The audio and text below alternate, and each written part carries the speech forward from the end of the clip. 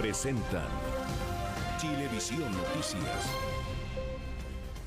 ¿Cómo están? Buenas noches, bienvenidos a las noticias por Chilevisión y CNN Chile. Vamos a comenzar revisando las repercusiones que dejó una polémica y masiva marcha antimigración que se realizó en la ciudad de Iquique. Roberto Cox nos va a contar lo que ocurrió desde el mediodía en ese lugar. Roberto, buenas noches. Hola, ¿qué tal? Muy buenas noches. Lentamente vuelve la tranquilidad a Iquique, luego del desalojo del que fuimos testigos el día de ayer de 150 familias de inmigrantes venezolanos de la Plaza Brasil. Hoy era el turno de la marcha convocada por los iquiqueños que están en contra de esta inmigración ilegal. Poco más de 3.000 personas se congregaron hoy en la Plaza Arturo Prat y luego marcharon por la mismísima Plaza Brasil, la misma que fue desalojada el día de ayer y que hoy permanece completamente vallada como un intento de recuperar ese espacio público de parte de las autoridades de la municipalidad de Iquique. Y después esta marcha se desplazó por la playa de Cabancha y también por Playa Brava. Fue una marcha en términos generales tranquila, con algunos incidentes cuando sobre todo estos manifestantes se cruzaban justamente con algún inmigrante venezolano. La escena más triste de toda esta marcha fue justamente cuando se cruzaron con una familia de inmigrantes venezolanos que estaban en una carpa. Ellos, los venezolanos, tuvieron que salir corriendo y finalmente parte de estos manifestantes, un pequeño grupo, un reducido grupo de estos manifestantes, terminaron por quemar todas las pertenencias de estos inmigrantes. Una escena triste, una escena que se lamentó acá en la ciudad, más allá de que esta marcha y hacía una crítica y un llamado al gobierno de Sebastián Piñera a regularizar la llegada masiva de inmigrantes a la ciudad. Los invito a revisar lo que fueron estos incidentes, estos enfrentamientos con venezolanos que estaban en el camino de esta marcha y que marcaron también la tarde acá en Iquique.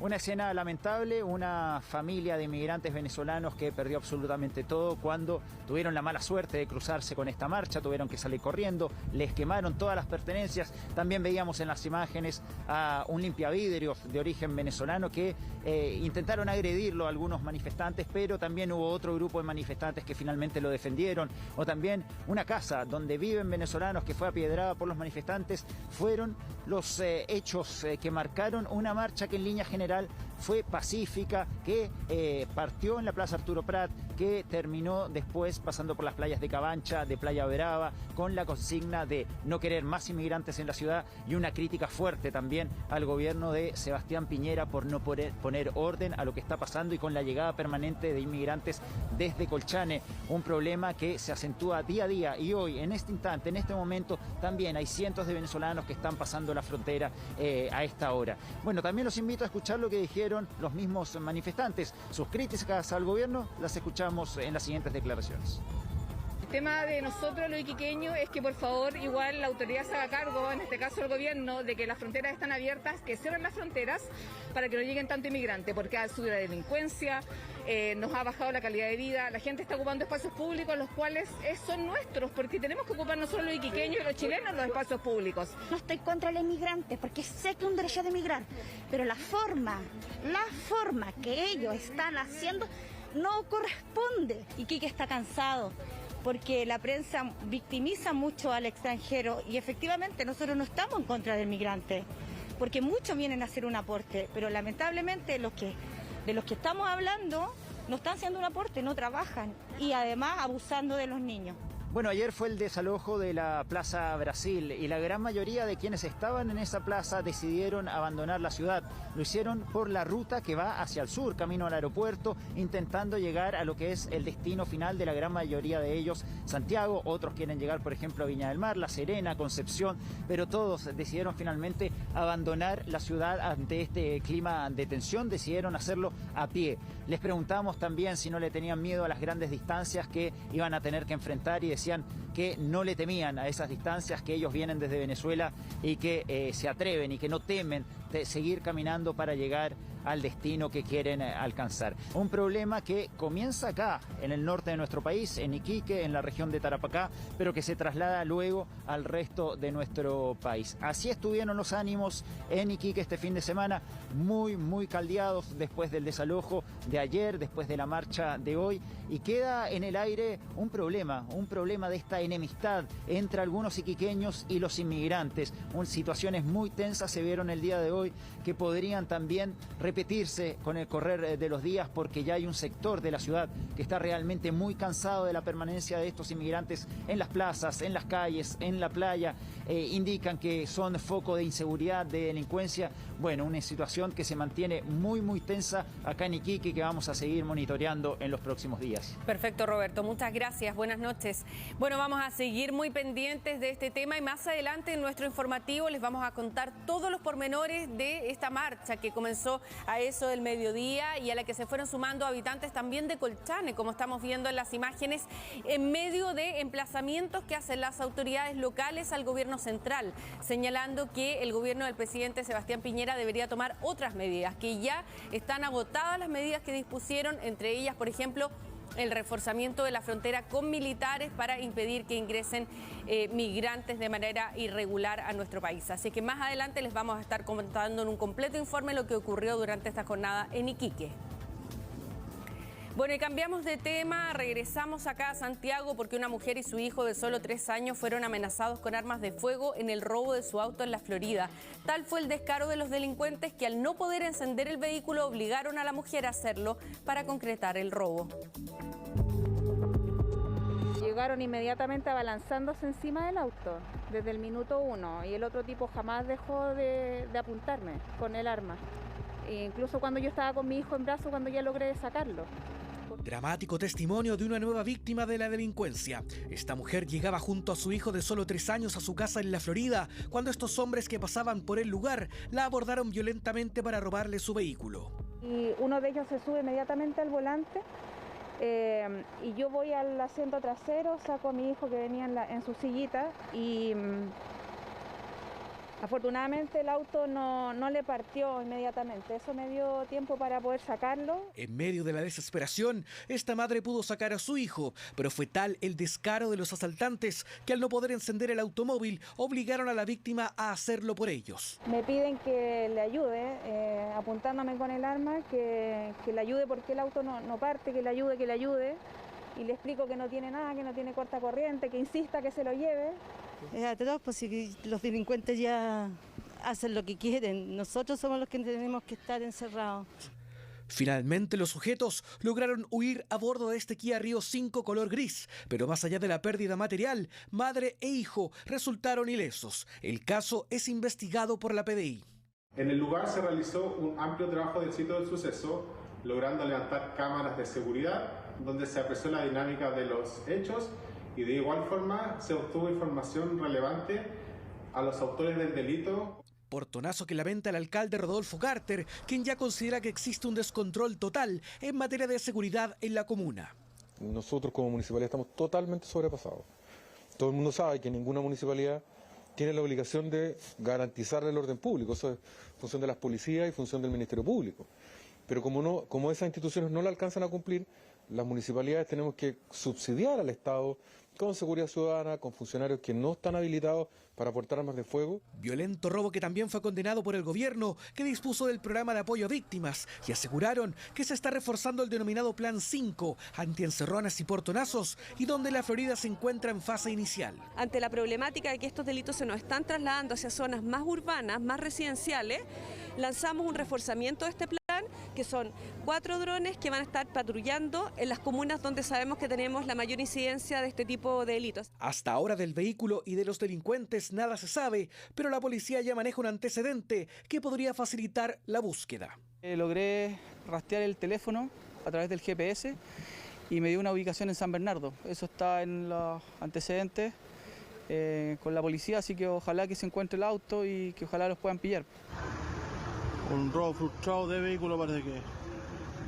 Y a quienes sí pudieron capturar fue a estos 4 jóvenes que la tarde de este viernes cometieron una serie de delitos en Vitacura. Incluso intentaron cometer una encerrona, aunque sin éxito. Tras escapar, finalmente fueron detenidos cuando se movilizaban en un vehículo sin patentes y con encargo por robo. Los asaltantes, todos menores de entre 15 y 17 años, fueron formalizados este sábado, quedando 2 de ellos en internación provisoria y los otros 2 con arresto domiciliario total.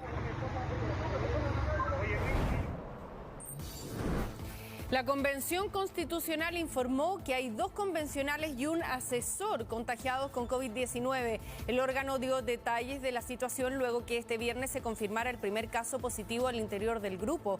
A raíz de ese hecho, la Seremi de Salud envió un equipo hasta la sede de la convención y se testeó a 101 trabajadores, asesores y convencionales. Durante la mañana de este sábado se confirmó que en total hay 2 convencionales contagiados junto a un asesor. Además, 33 personas tuvieron que comenzar una cuarentena preventiva.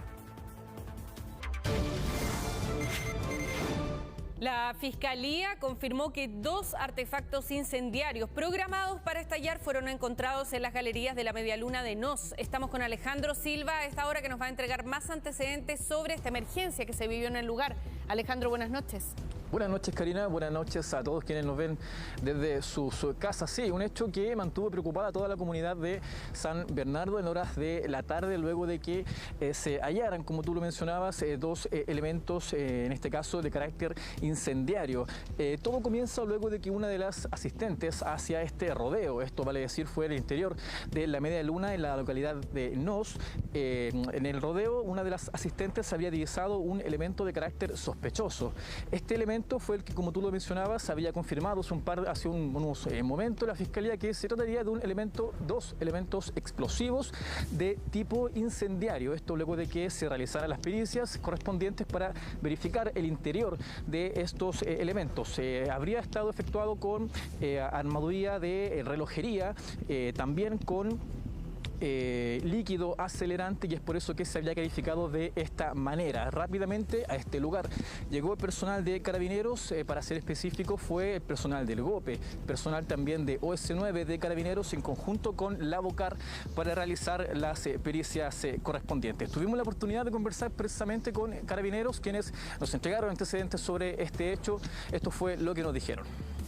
Que efectivamente se trataría de artefacto del tipo explosivo incendiario y se encuentran totalmente en estos momentos anulados. Sería un sistema de relojería con unas botellas que contendrían líquido en el interior, cuyo contenido evidentemente va a ser analizado por personal de la BOCAR para poder establecer, ¿cierto?, el origen y el tipo de líquido, al parecer acelerante. Claro, 300 personas en total se habrían encontrado al interior de estas inmediaciones, las cuales estaban participando de esta actividad, entre los participantes propiamente tal, también como los asistentes y funcionarios de la Media Luna. Afortunadamente ninguna persona resultó con heridas, que Carabineros rápidamente desactivó estas bombas, como también tampoco se registraron daños en la infraestructura. Mientras tanto, Carabineros seguirá realizando las pericias correspondientes para dar también con el paradero de quienes realizaron este hecho aquí en el interior de las inmediaciones de la Media Luna de Nos. Bueno, esperamos esa investigación, Alejandro, y afortunadamente no hubo personas lesionadas. Se alcanzaron a detectar estos elementos antes de que pudieran detonar. Muchas gracias por este informe. Buenas noches. Bueno, estamos con Eduardo Sáez para pedirle explicaciones una vez más, ¿no es cierto, Eduardo? Porque del calor récord de ayer, hoy día pasamos a un día con llovizna. O sea, en 24 horas, menos de 24 horas, la disminución fue de 32 a 9 grados en Santiago. ¿Qué pasó?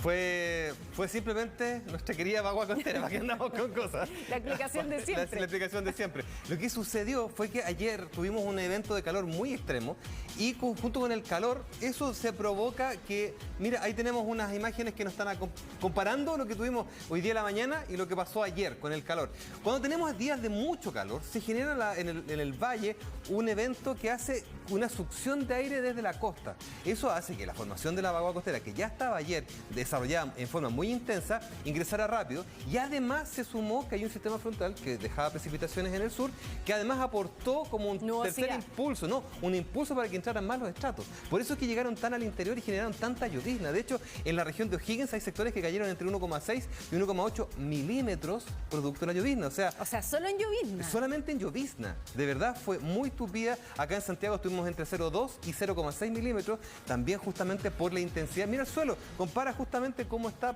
como si fuese un día de lluvia extrema. Nos faltó solamente que se nos inundara Gran Avenida por la cantidad de llovizna que tuvimos en la mañana.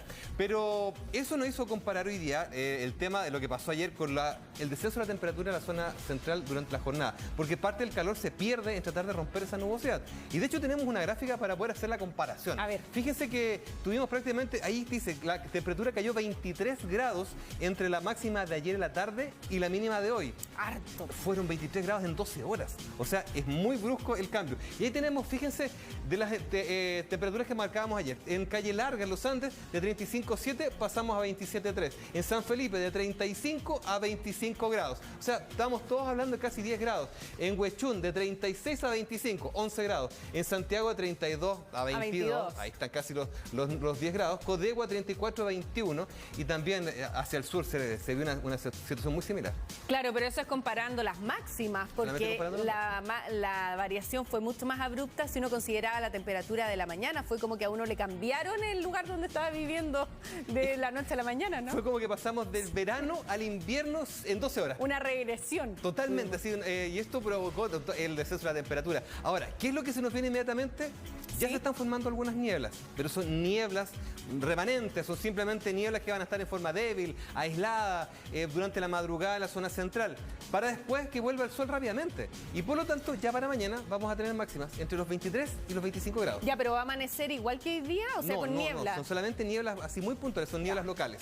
Y de hecho, se ven solamente en algunos sectores en este momento. No es como anoche, que estaba prácticamente todo el paño cubierto. Ahora simplemente son sectores que van a estar con esta niebla, y por lo tanto, para mañana esperamos un ascenso de la temperatura nuevamente. Como hoy día fue 22, mañana le sumamos entre 23 y 25 grados aproximadamente. Y esto va a seguir, y por lo tanto, pasado mañana vamos a estar cerca de los 26 grados, y así vamos a estar... Ya, pero va a ir escalando de nuevo la temperatura, ¿o no? Vamos a estar oscilando. Vamos a seguir por un periodo, sobre todo la próxima semana, entre 22 y 25 grados. Esa es la tónica que vamos a tener, con momentos de cielo nublado, otras de cielo parcial, pero cielo despejado con tan alta temperatura como la que tuvimos ayer, todavía no está considerado. O sea, golpe de calor de nuevo todavía no. Todavía no. Y recordemos que ayer estuvimos a 4 décimas de batir el récord de temperatura para el mes de septiembre. Por lo tanto, ya este evento por ahora termina, y hay veces que se ha dado 30 grados en septiembre y no vuelve a aparecer 30 grados hasta finales de noviembre, a principios de diciembre. Así que vamos a ver con qué nos sorprende ahora esta primavera, porque se ve bastante difícil. Sí, claramente inestable. Muchas gracias, Eduardo, que tengas buenas noches. También para ti, nos vemos. Vamos a seguir revisando otras informaciones, porque este lunes se podrían anunciar cambios en el plan paso a paso. Una semana en la que también va a finalizar el estado de excepción. Hay cierto consenso hasta ahora en que la situación epidemiológica de nuestro país permitiría terminar con algunas restricciones, aunque hay algunos que están pidiendo precaución. Esto a la espera de ver cómo evoluciona la variante Delta. Siempre debe ser así, la responsabilidad es de uno. Mal, porque hay más libertad para los ladrones, para la gente que asalta. Bien, pues si las condiciones sanitarias lo permiten, está bien. Unos a favor, otros en contra. En la calle no hay consenso sobre la eliminación del toque de queda y el fin de las cuarentenas. Lo que sí está claro es que el próximo 30 de septiembre se acaba el estado de excepción, y todo parece indicar que no se renovará. Con él se irían las restricciones de desplazamiento, algo que también divide a los jefes comunales. Mi impresión es que los cambios debieron haber sido progresivos. Por ejemplo, ir cediendo en el tema del toque de queda, liberando los fines de semana, para que las personas puedan hacer una vida más normal. Y probablemente mantenerlo durante la semana, que son días laborales, fundamentalmente para ver la evolución del delito, que es un tema que por lo menos a los alcaldes nos preocupa profundamente. Es un misterio para todos. Yo creo que ahí los especialistas tienen la palabra de saber cuál va a ser el comportamiento de esta variante Delta. No debe ser cosa que de la noche a la mañana nos encontremos con muchos contagios y tengamos que retroceder en este plan paso a paso, que ha sido un fracaso permanente. Sin embargo, hemos tenido que hacerle frente. Hay incertidumbre por la evolución de la variante Delta, sobre todo después de las celebraciones de fiestas patrias. Esto es algo que preocupa a algunos especialistas. Todavía estamos en un buen momento epidemiológico. Estamos con una circulación muy baja del virus en la comunidad. Sin embargo, estamos, a renglón seguido tenemos que decir que estamos en un momento de incertidumbre, principalmente porque se nos están encendiendo ciertos farolillos amarillos, ¿no es cierto?, tirados para Colorado, que pudieran estar dando ciertos avisos. Pese a que no obtuvimos respuesta desde el Ministerio de Salud, este lunes se podrían confirmar cambios en el plan paso a paso que dejarían atrás las fases de cuarentenas, pero que mantendrían el pase de movilidad y las restricciones en aforos. Un estado de excepción constitucional solo se justifica en la medida que estemos en medio de una crisis sanitaria de grandes proporciones. En la medida que se ha ido consolidando el programa de vacunación y los índices han bajado sustancialmente, creo que ya no se justifica. El estado de excepción, sobre todo el estado que lleva a toque de queda, esas restricciones hay que suprimirlas, hay que disminuirlas, y en el caso del toque de queda tenemos que suprimirlo, no hay ninguna condición para sostenerlo. Este lunes el Consejo Asesor se reunirá con la subsecretaria de Salud Pública. Hay el estado de excepción, el toque de queda, la variante Delta y el rediseño de la estrategia de trazabilidad serán temas que estarán sobre la mesa. En tanto, desde la Asociación Chilena de Gastronomía piden flexibilizar los controles fronterizos. Esperamos que ocurra también en esta modificación del plan paso a paso es una apertura de fronteras real, porque lo que tenemos hoy día, ¿no es cierto?, el cambio que se hizo en que los turistas que vengan vacunados van a poder llegar al país con una cuarentena de 5 días, no permite que exista el turismo. Todo está en manos ahora de la autoridad sanitaria. Este sábado, en tanto, se informaron 783 casos nuevos, 9 muertos y una positividad a nivel nacional de 1,09%. Bueno, más de 5.000 personas marcharon por diferentes calles de Iquique en este sábado para expresar su descontento ante la crisis migratoria que se registra en el norte del país. Aseguran que no se cumplen las medidas de control migratorio en medio de una tensa jornada que no estuvo exenta de violencia.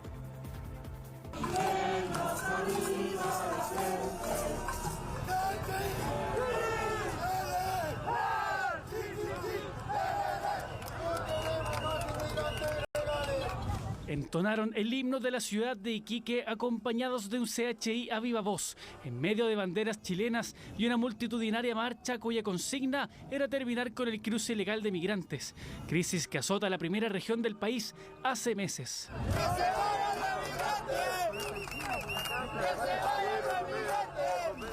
Tenemos que mostrar nuestra fuerza y poder después de poder más.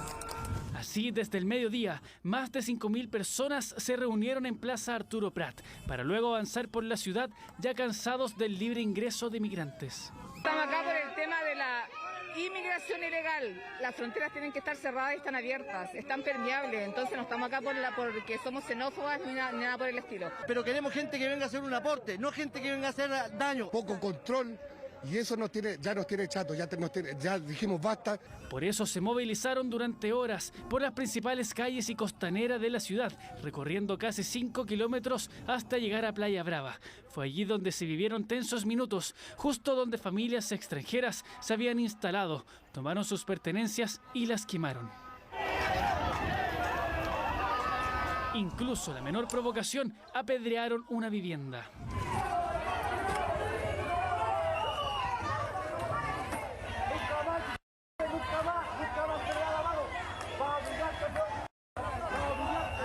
Temor entre algunos ciudadanos venezolanos que se toparon con la marcha. Fueron increpados y si no es por la intervención de algunos, la situación podría haber sido bastante más violenta.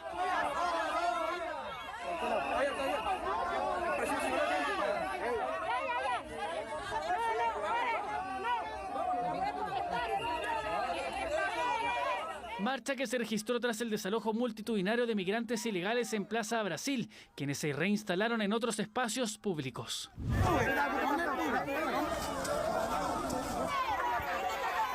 Algunos de ellos se desplazaron hacia la playa para pernoctar. Es ahí donde cada encuentro con quienes participaban de la marcha era una tensión más que incluso debió ser intervenida por carabineros.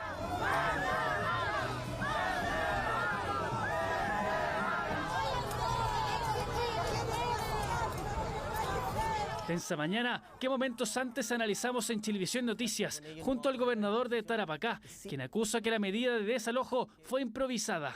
lo que usted tuve acá es solo una muestra de improvisación. Nosotros no fuimos alertados como gobierno regional de Tarapacá, no fue alertado el alcalde de la municipalidad de Iquique, que es fundamental, y tampoco fue definido un lugar de reubicación para los ciudadanos migrantes que hoy día se encontraban en Plaza Brasil. Acusaciones que tienen fuego cruzado con el gobierno, desde donde catalogaron la crisis como un problema de Estado. Es un problema de Estado. Y el Estado, por supuesto, lo conforma el gobierno, pero también lo conforman los municipios y también las gobernaciones regionales. ¿Y por qué lo digo? Porque aquí, más que escuchar críticas, es la hora de escuchar propuestas de todos. Desde el gobierno anunciaron que seguirán incrementando las medidas de seguridad en la frontera.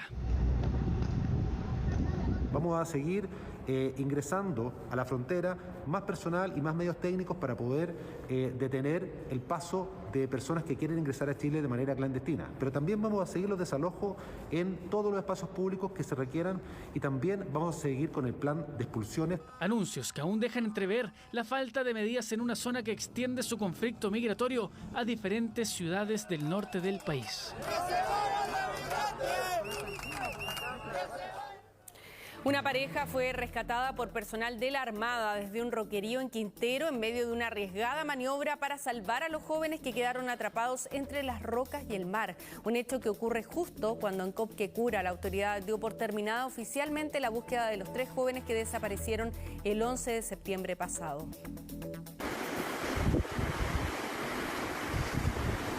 No se sabe cómo llegaron a estos roqueríos, pero lo cierto es que el peligro era inminente. Un acto de riesgo extremo. 2 jóvenes que bajaron a estas rocas para quedar prácticamente atrapados entre el mar y la imposibilidad de volver a subir. Tuvo que ser personal de la Armada quien recurrió en su auxilio.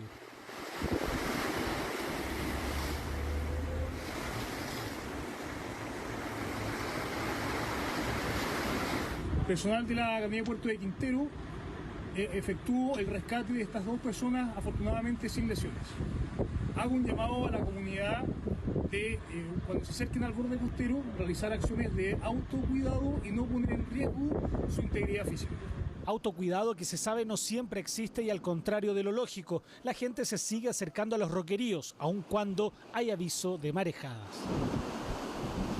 Bueno, creo que eso es un alto riesgo de hacer eso, porque primero es peligroso y exponerse a una situación como esa. Yo siempre vengo a este lado de la costa, digamos, a tomar sol, a mirar la playa, pero fíjate que siempre hay gente joven que irresponsablemente baja por unos caminitos que ellos mismos confeccionan. Es evidente el riesgo que se puede correr con la imprudencia que en el caso reciente de Copquecura terminó siendo fatal. Nos damos cuenta que por la entrada principal entra una gran cantidad de agua, mucha espuma, uno se trata de filmar en las rocas, te empieza a resbalar. Miguel fue uno de los sobrevivientes que el pasado 11 de septiembre fueron arrastrados por el mar en el sector llamado Iglesia de Piedra, en Copquecura. Hasta hoy, 3 jóvenes permanecen aún desaparecidos. Es lamentable, es un dolor tremendo, digamos. Perder un hijo, perder un familiar querido, y uno veía todo esto tan lejos. Me tocó, bueno, nos tocó a nosotros. Dolor que se repite en las 3 familias de los jóvenes desaparecidos que el mar no ha devuelto. Desde el primer día estuvimos acompañando a la familia en este proceso, en lo cual se sumaron más de 8.000 kilómetros cuadrados, en los cuales se realizó la rebúsqueda, también más de 1.500 personas que estuvieron trabajando. Y el área cubierta finalmente superó los 8.000 kilómetros cuadrados, fueron 8.152 kilómetros cuadrados que se cubrieron, lo que equivale así en términos prácticos a unas 2.200 canchas de fútbol. Por lo tanto, el área cubierta fue bastante extensa, hubo muchos sectores que se recorrieron en más de una oportunidad. Cuya búsqueda no arrojó resultados. Esta semana se terminó oficialmente la búsqueda de los 3 jóvenes desaparecidos. Sin embargo, según cuenta la autoridad, seguirá los patrullajes por si de aquí en adelante existe algún avistamiento. Y lo repetiré todo lo que sea necesario el resto de mi vida. Infinitas gracias a todas las personas. Decisión, voluntad de Dios que nuestros hijos quedaran acá. Agradecimientos de la familia en medio del dolor y ante este mar que pese a los esfuerzos no permitió dar con los jóvenes desaparecidos en Copquecura. En medio de la discusión por el cuarto retiro de fondos de las AFP y con 2 ministros que reconocieron haber sacado el primer 10%, ahora se sumó una ex autoridad. Catherine Martorell, vocera del comando de Sebastián Sichel y ex subsecretaria de Prevención del Delito, dijo haber realizado el primer retiro, lo que generó una nueva polémica. El primero lo hizo, efectivamente, de ahí en adelante no los he hecho. ¿Por qué lo hizo? En ese momento lo hice porque también uno lo que pensaba es que esto era una política completamente transitoria. Hizo un retiro, no va a hacer más y ahora espero que nadie. ¿Hizo un retiro? ¿Cuál de los 3 retiros? El primer retiro. Si estas declaraciones causaron polémica, lo que surgió este sábado desde el comando del candidato Sebastián Sichel sumó un nuevo elemento a la polémica. La vocera del postulante a la moneda de Chile Podemos Más, acérrimo detractor del cuarto retiro, reconoció haber realizado el retiro del primer 10% mientras era subsecretaria de Prevención del Delito, lo que, por cierto, trajo coletazos.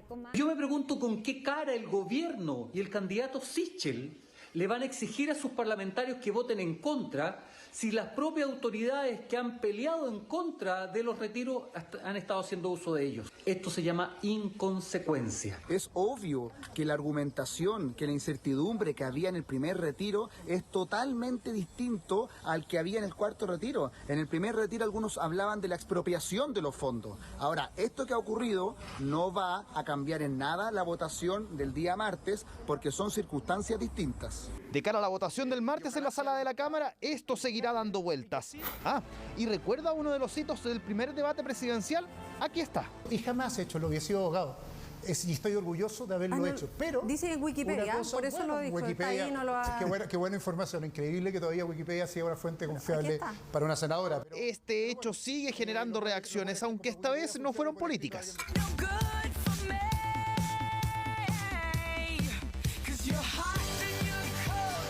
La hija de la candidata de la ADC grabó este TikTok junto a su mamá para reírse de este episodio, algo que no pasó inadvertido. No tengo TikTok, pero lo que sí puedo decirles es que me encantaría volver a escuchar a la senadora Proboste hablando de mínimos comunes. Creo que esa mujer que representaba los acuerdos es la que la llevó a ser candidata y hoy día no la vemos. El pasado miércoles comenzó la carrera electoral para noviembre próximo. Claro que más de 200 candidatos seguían nerviosos sin saber qué pasaría con ellos, pero en las últimas horas en el Tricel salió luz verde.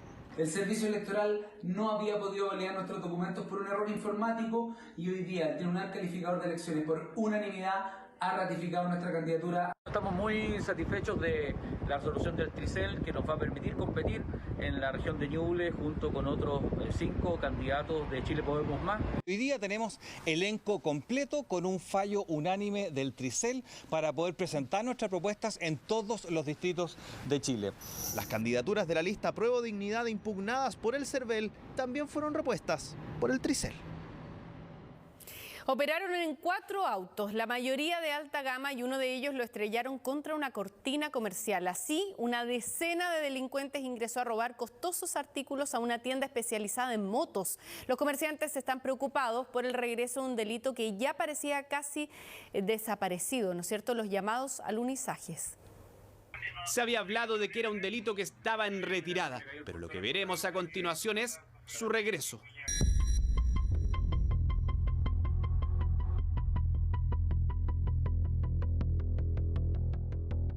Alunizaje en un patio de bodegas comerciales en Renca. Son al menos 4 vehículos con 10 delincuentes, los que comenzaron inmediatamente una vez que estrellan el automóvil contra la cortina, a robar lo que estuviese a la mano, en un recinto altamente resguardado de día y también de noche. Todo preguntan, el carnet, nos pidieron el carnet para entrar y nos tuvimos que dar el número de la bodega y el nombre de la bodega para poder entrar. ¿Sería raro que se pudiera cometer un robo? Muy raro. ¿Y en la noche acá funciona igual? ¿Está cerrado? No, está cerrado. La noche aquí está cerrado todo. Hay tantas cosas que están mal en el aspecto seguridad y delincuencia que alguien tiene que tomar las cartas en el asunto. Pero así como está la situación, está difícil en todos los frentes, en todas las ciudades. En tiempo récord, los delincuentes toman artículos desde la tienda especializada en moto y vestimenta de pilotos. Las cámaras que los captan desde diversos ángulos también registran parte de la retirada. Un robo altamente planificado. La mayoría de lo que sacan son chaquetas y que pueden llegar a costar hasta 500.000 pesos cada una. es por la confección y la tecnología que se ocupa para hacer el elemento. Hay chaquetas, esas por lo menos aparentemente son de cordura, aparentemente, y la cordura es un material que es resistente a la abrasión. Sumado a eso, que internamente traen protecciones para las caídas, es térmico, la tela también es impermeable, entonces hay mucha tecnología y mucha confección debajo de ese traje.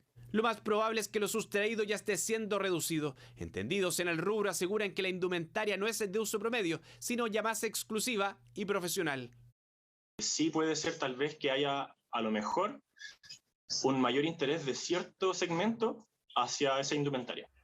Las medidas de seguridad fueron completamente vulneradas. Este registro revela cómo pudieron acceder con autos de alta gama por un portón y arrasando con las barreras, con ladrones corriendo por las calles interiores. Nuevo alunizaje en la capital. Del último que se había sabido fue en el mes de julio. También en pleno horario de toque de queda, donde delincuentes se llevaron la recaudación de un local de pizzas en pleno barrio Bellavista.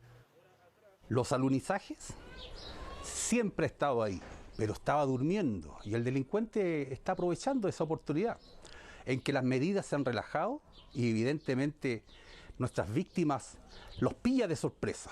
Instalación de medidas de seguridad adicionales como alarmas sonoras, fuentes sonoras que se disparen al impacto contra nuestras cortinas, contra nuestros volardos.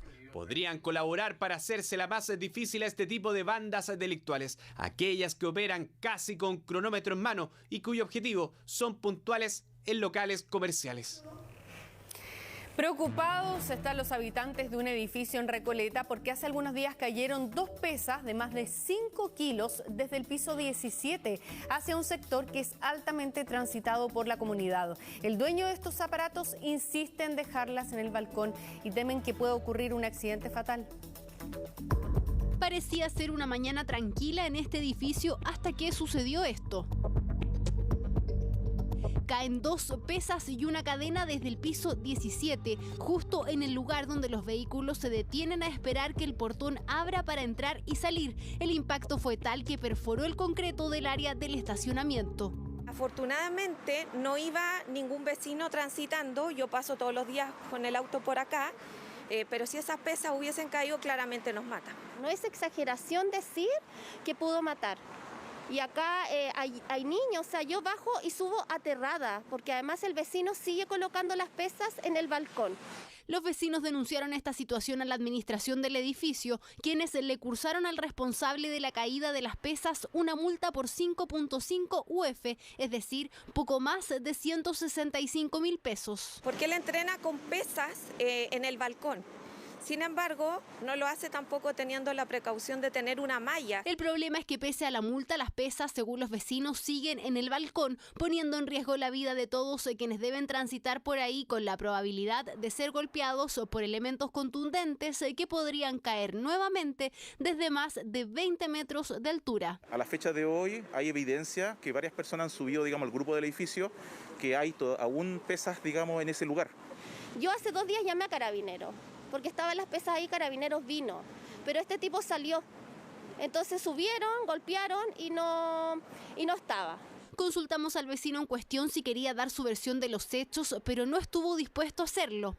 No es raro ver en los balcones maceteros o bicicletas igual o más pesados que los discos de acero que cayeron del piso 17, una conducta riesgosa que incluso podría terminar con la vida de una persona. Y si tú colocas eso en caso de un sismo, un temblor, eso puede caer y puede ser estas medidas de prevención bien importantes tomar en consideración para que no caigan hacia el exterior.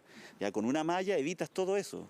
Con una malla, ventana o reja, la ley de copropiedad es clara. En su artículo 32 señala que las unidades deben ser usadas de forma tranquila y ordenada, donde se establece un listado de situaciones que se deben respetar. Por ejemplo, no tener artefactos que provoquen malos olores o incendios. No especifica como no se pueden tener pesas, pero establece que no pueden ejecutarse actos que comprometan la seguridad. Y acá claramente en el video se puede ver cuando cae la pesa y llega el pavimento, se rompe. Si el vecino del piso 17 insiste en dejarlas en el balcón sin ningún tipo de protección, la comunidad podría acudir al juzgado de policía local, quienes tienen la facultad de prohibir poner las pesas en la terraza por el riesgo que exista un accidente que hasta podría ser fatal. Las bandas que se dedican al robo de celulares han cambiado su forma de operar. Hoy día los ladrones se especializan en suplantar la identidad de personas, haciéndose pasar por clientes. Esto para comprar costosos teléfonos y después venderlos en el mercado informal. Los afectados denuncian millonarias estafas.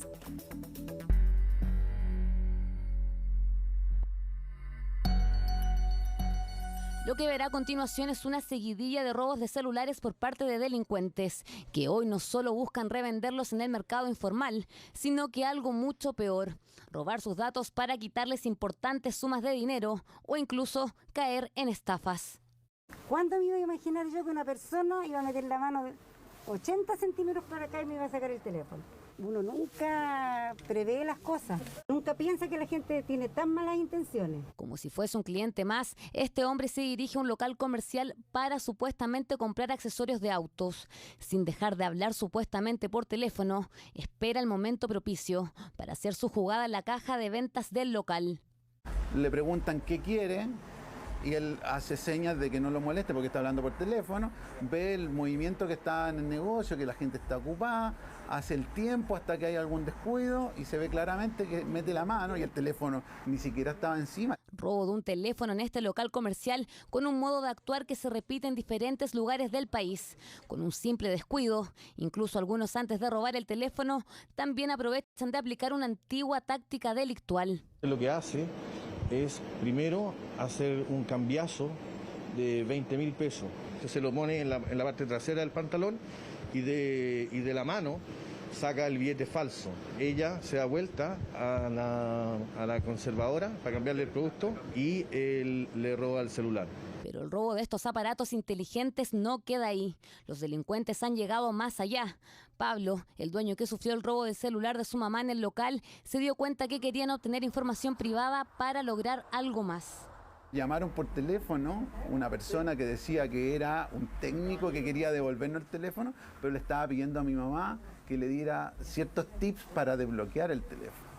Traté de sacarle mentira verdad, me terminó cortando y nunca más me contestó el teléfono. Una vez que ya tienen acceso por, vía SMS como para poder suplantar tu identidad, suplantar tu identidad digital, ya pueden suplantar tu correo y una vez que suplantan tu correo ya te pueden suplantar prácticamente toda tu vida. Así lo vivió Felipe Rivas, quien tras sufrir el robo de su teléfono en la vía pública jamás pensó que en cosa de minutos perdería millonarias sumas de dinero que hoy lo tienen en una constante lucha con el banco por fraude. Por me dice, métete a las páginas del banco.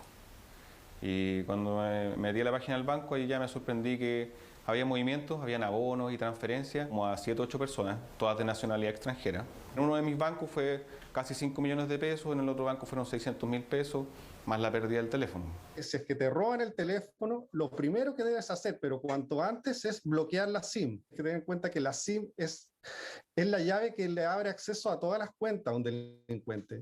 Algunas bandas delictuales han llegado al nivel de suplantar la identidad de empresas para hacer millonarias compras de teléfonos de lujo y venderlos en el mercado informal.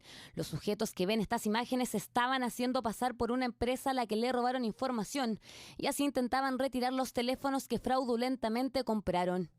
Lo que se roba es tener la información de su cédula de identidad y la clave de acceso para la página del Servicio de Impuestos Internos. Con estos dos datos ya podría generar de una otra forma o suplantar la identidad del usuario y así también tener acceso a información privilegiada. Robo de celulares que son un atractivo para los delincuentes por el equipo, pero mucho más por la privilegiada información que contiene de sus víctimas y que la policía asegura se ha convertido en una tendencia. En la economía continúan las críticas por las medidas anunciadas por el gobierno para financiar la ley corta de pensiones, como por ejemplo la eliminación de algunas obligaciones tributarias. La que provoca más reparos es el fin de la exención del IVA para viviendas de hasta 2.000 UF, lo que temen podría generar que las propiedades aumentaran de precio. Diversas han sido las críticas al gobierno luego de que anunciara el mecanismo para financiar la ley corta de pensiones que ingresó el lunes último al Congreso. Las principales están relacionadas a la eliminación de la exención del IVA para viviendas de hasta 2.000 UF, o sea que cuesten un poco más de 60 millones de pesos. Incluso en la propia ceremonia donde se anunció la normativa y su financiamiento, surgieron las críticas. No me pueden cagar delante mío con el IVA de la construcción, ustedes son unos chacales, ¿no? Y yo tengo que sonreír.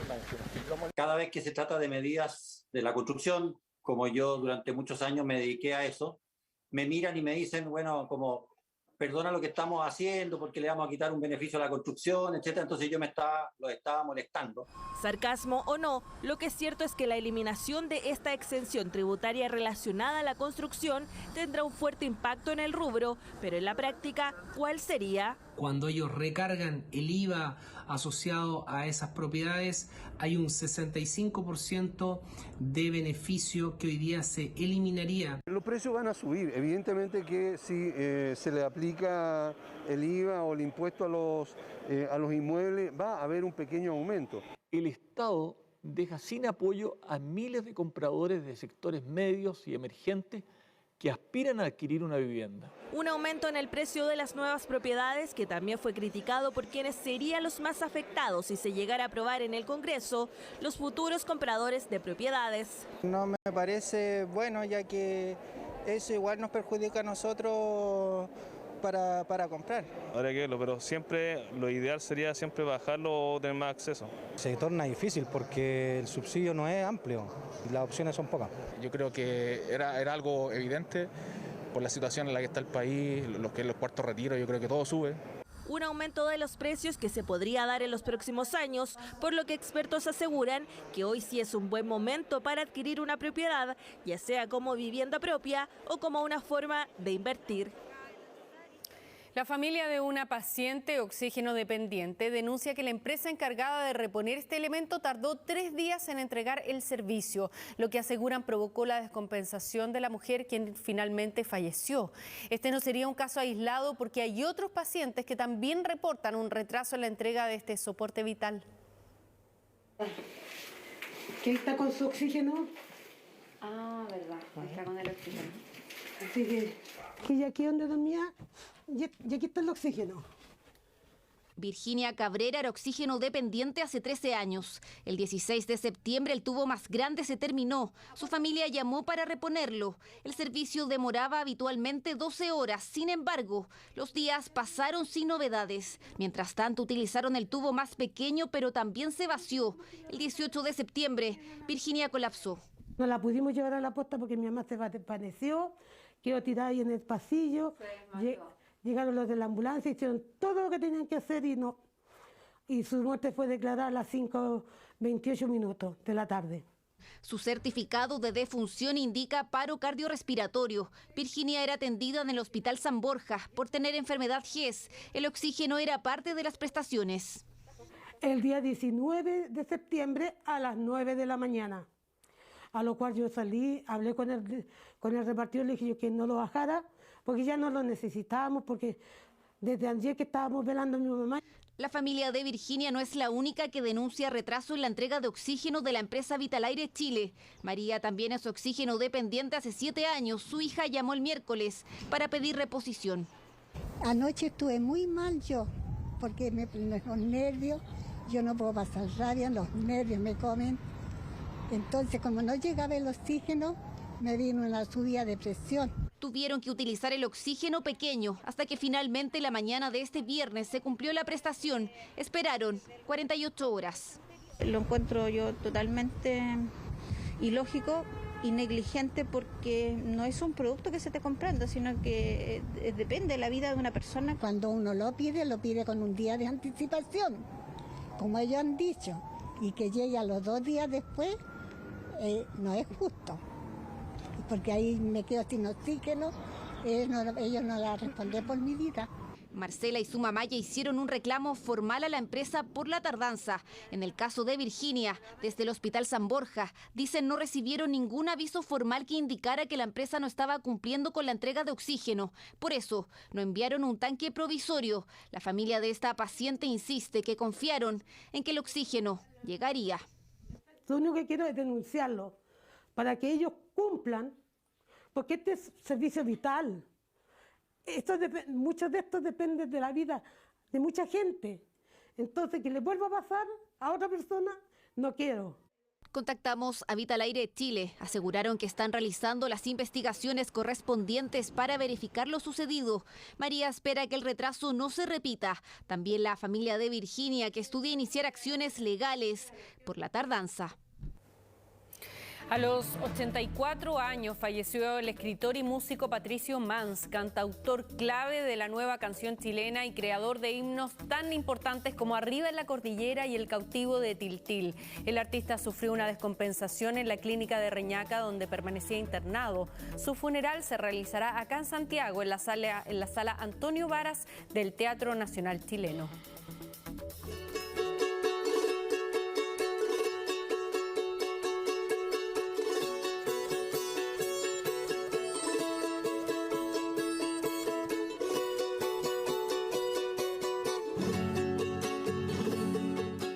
Usual que un músico popular tenga el nivel y la profundidad de la poesía que tenía Patricio Mans. Su música es una banda sonora de la historia del país, o sea, eso no cabe duda. Se fue muy tranquilo, tomado de mi mano y rodeado de su familia. Doy por cantado todo lo vivido.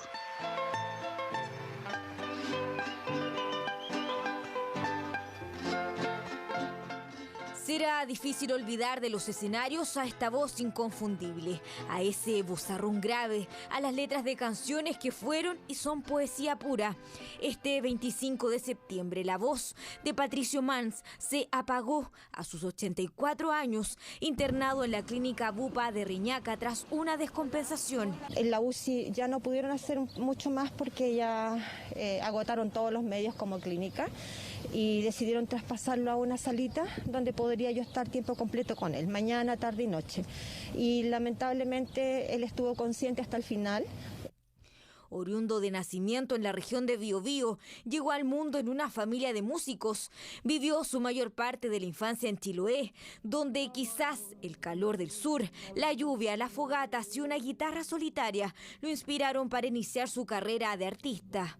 Y lo que dominaba era Patricio Mans se subía completo arriba del escenario. Él con su leyenda, con su historia y con su obra también, digamos. O sea, puede que estuviera cantando una canción, pero lo que comunicaba hacia la gente, lo que el espectador sentía, era estar frente a un grande, digamos. Se inició como compositor en 1959 con la canción Bandido, pero fue con Arriba en la Cordillera, grabada en 1965, con la que logró el reconocimiento masivo. Hay que recorrer callando los atajos del silencio.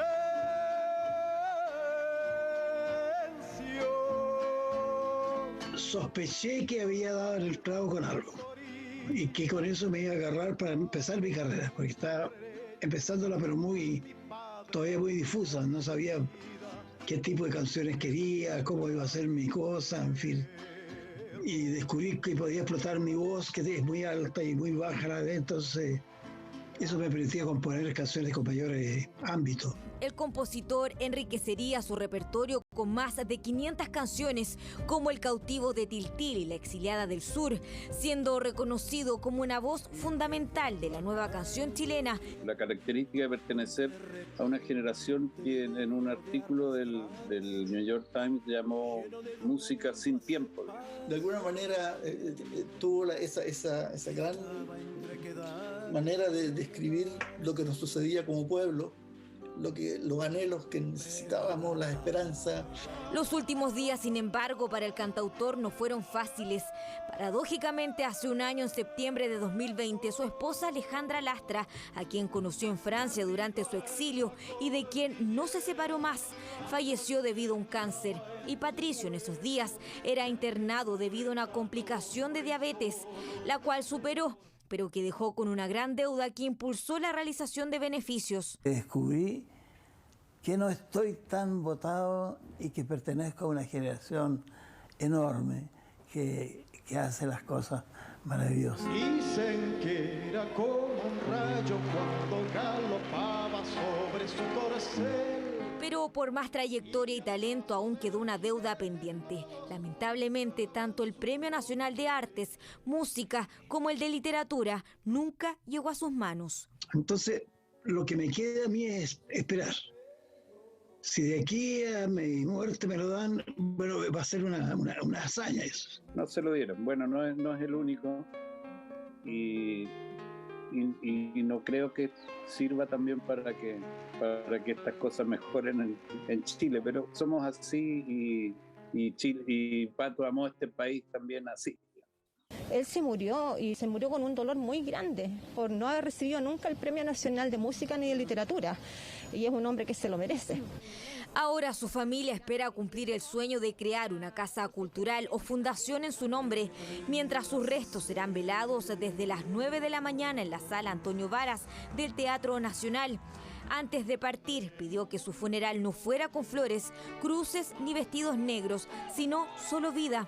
Además, el concierto Patricio Mans y sus amigos, que estaba programado para el 5 y 6 de noviembre, será de igual manera para rendir el homenaje que en vida no alcanzaron a hacer. Es el adiós a un hombre que entregó cultura a un país que tanto ayer como hoy se sigue identificando con sus canciones. Y arriba en la cordillera, la noche entraba en sus huesos, el que fue tan hombre y solo llevó la muerte en su arreo.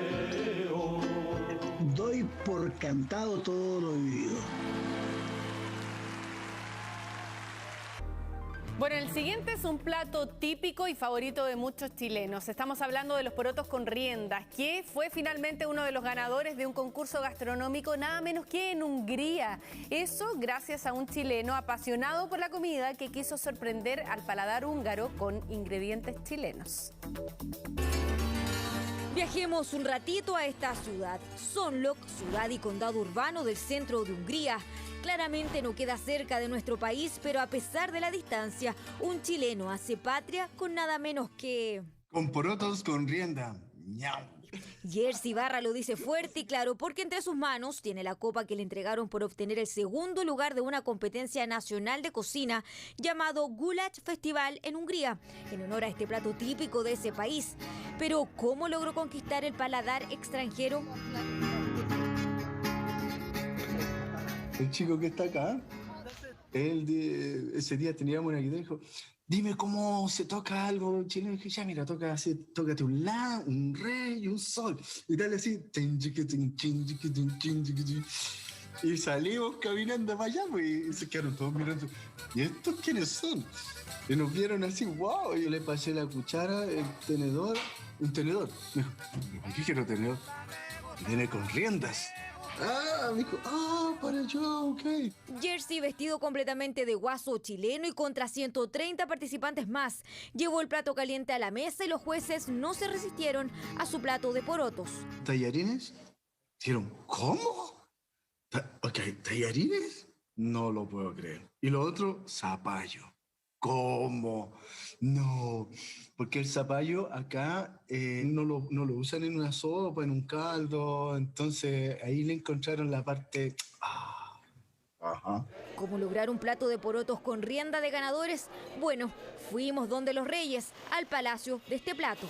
Para hacer un buen poroto es un buen poroto, elegir que no sea un poroto viejo para que no sea duro, que sea ojalá del año.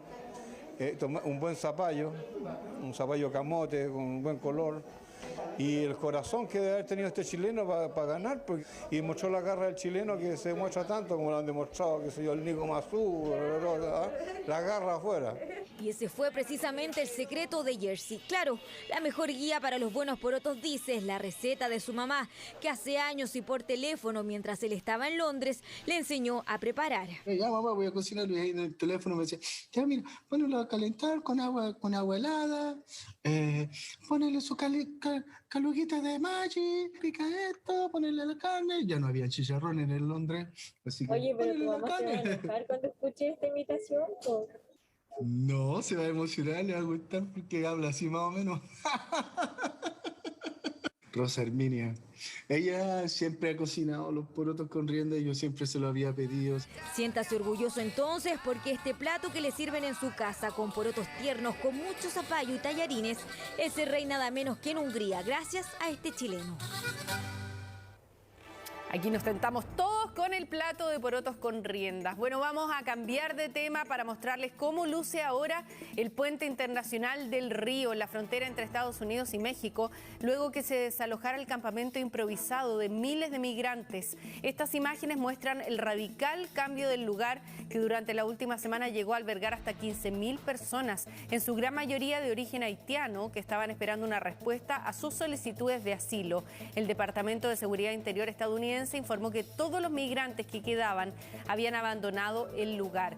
En todo caso, el presidente de Estados Unidos, Joe Biden, durante esta jornada asumió su responsabilidad por la violencia con que han actuado algunos representantes de las policías para desalojar estos sectores, como estamos viendo el puente en ese lugar que ahora luce completamente distinto.